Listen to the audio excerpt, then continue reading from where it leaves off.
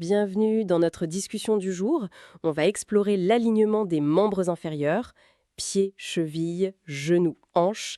C'est un sujet vraiment fondamental pour le mouvement. Oui, et on l'oublie souvent, jusqu'à ce que ça coince en fait. Exactement. Et pour nous éclairer, on a une source un peu particulière, disons, Ah oui, une interview avec Gandour, un ancien cheval de course. Il partage son vécu d'athlète, sa rééducation. un cheval.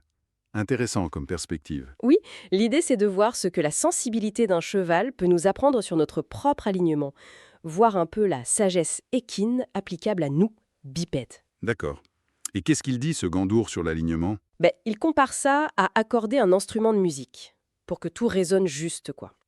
Jolie image. Chez le cheval, il explique que l'équilibre, la transmission des forces, tout ça dépend d'une ligne parfaite, pied, hanche, dos.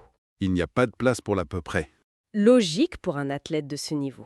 Et il trouve qu'on néglige ça, nous? Oui, il a l'air un peu étonné qu'on oublie souvent de vérifier cet axe cheville, genou, hanche.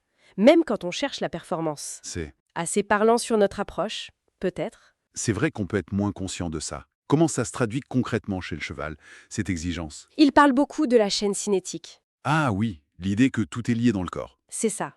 Lui, par exemple, il raconte qu'une faiblesse au jarret gauche, Le jarret, donc l'articulation au-dessus du sabot sur la jambe arrière. voilà, eh bien cette faiblesse l'amenait à surcharger l'épaule avant droite, l'antérieur droit. Typique. Un déséquilibre local qui se répercute partout. Le corps compense. Oui, mais pas toujours de la bonne façon, hein. Comment ils ont rééquilibré ça? Alors, il explique qu'ils ont dû retravailler la base. La position du pied, la répartition du poids. Il parle d'un trépied plantaire équin. Un trépied, c'est-à-dire? La pince, donc l'avant du sabot, et les deux talons. Et aussi, bien sûr, restaurer la mobilité de la hanche. Et là, le parallèle avec nous est frappant. Il mentionne le squat. Oui, Quand le genou part vers l'intérieur, le fameux valgus, il appelle ça une catastrophe en chaîne. incroyable qu'un cheval, enfin, que l'interview le formule comme ça, mais c'est tellement vrai. Absolument. Quatre pattes ou deux pieds, le principe est le même. Tout commence par l'appui au sol. Oui. Un mauvais ferrage chez le cheval, ou une voûte plantaire affaissée, des chaussures pas adaptées chez l'humain. Et paf, tout se désaxe vers le haut. Genoux, hanches, dos. Exactement. C'est un dérèglement ascendant. Gandour insiste beaucoup sur cette conscience des appuis. Il dit que pour eux, c'est presque inné. Ils vivent au sol. Est-ce qu'on a perdu ça, nous? Bonne question. Peut-être qu'on y prête moins attention au quotidien. Lui, en tout cas, a dû réapprendre à sentir ses pieds. Et ça remonte jusqu'à la hanche. La hanche, oui, moins d'amplitude chez le cheval, mais rôle crucial pour la propulsion, c'est ça? Tout à fait. Il a dû réapprendre à engager ses hanches, via la proprioception notamment. Il parle même de pilates équin. Pilate équin, carrément. Et la proprioception, ce sixième sens du corps. Oui, savoir où sont nos membres sans regarder. Sa coach humaine apparemment parle de stabilité mobile. Stabilité mobile, j'aime bien l'expression. Le mouvement qui part du centre. C'est ça. Il souligne aussi l'impact du cavalier. Un cavalier mal aligné avec une hanche verrouillée, par exemple, Ça pèse sur le cheval, hein. énormément. Ça le désorganise complètement. Ça montre bien l'interdépendance. Gandour dit que son schéma corporel était brouillé. Il a réappris à sentir où sont ses pieds, essentiel pour un cheval, on imagine. Et pour nous aussi. Ne pas bien sentir ses appuis, ça mène quasi systématiquement à des compensations, au désalignement. Même si on utilise peut-être plus d'images mentales pour corriger.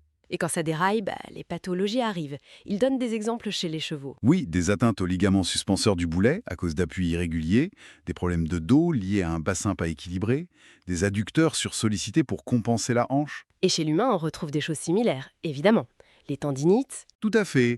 Moyen fessier, TFL, le tenseur du fascia lata, là sur le côté de la hanche.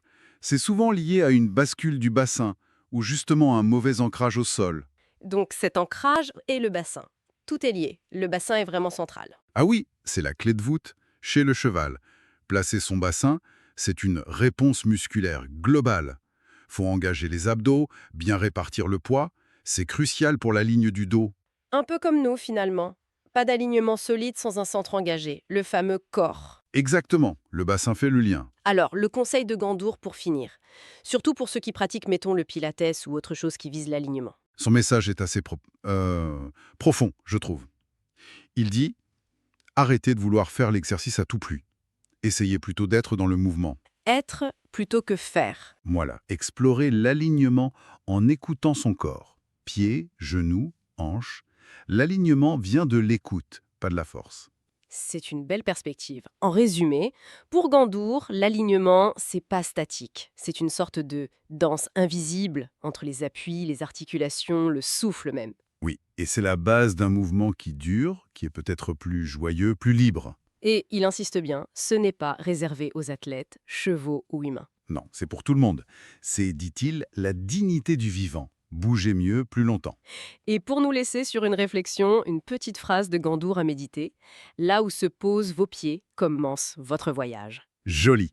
Une invitation claire à prendre conscience de nos appuis. À chaque pas. Exactement. De quoi réfléchir pour la suite.